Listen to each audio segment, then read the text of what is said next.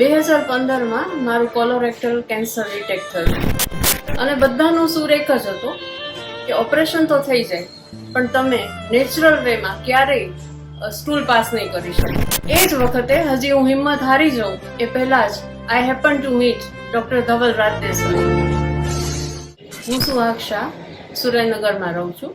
2015માં મારું colorectal cancer detect થયું.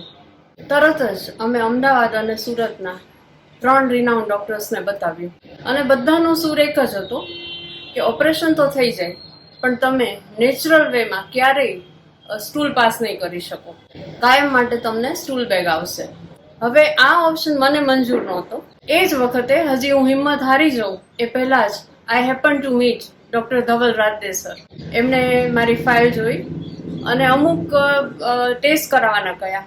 Test કરાવીને એમણે કહ્યું કે હા, જોઈએ એવું રિઝલ્ટ મોટા ભાગે તો આપણને મળી જશે પણ આપણે અનકન્વેન્શનલ વેમાં થોડી ટ્રીટમેન્ટ કરવી પડશે.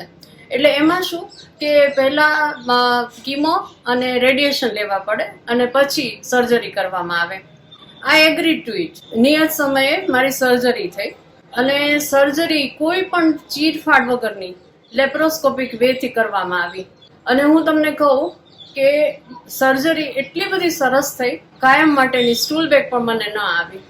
આ બધી જ ક્રેડિટ હું ડૉક્ટર ધવલ રાજદેસરને આપું છું. અત્યારે 7 વર્ષ પછી પણ હું એકદમ નોર્મલ લાઈફ જીવું છું, બધું કામ કરું છું અને I am really grateful to doctor Dhaval રાજદેસર.